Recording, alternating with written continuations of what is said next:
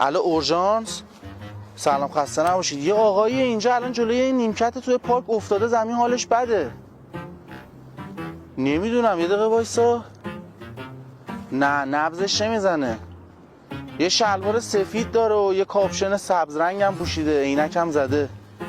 بنده خدا. جان چرا داری آدرس منو میدی عزیزم؟ حاجی بنده خدا نمیدونم چه شده. ای وای.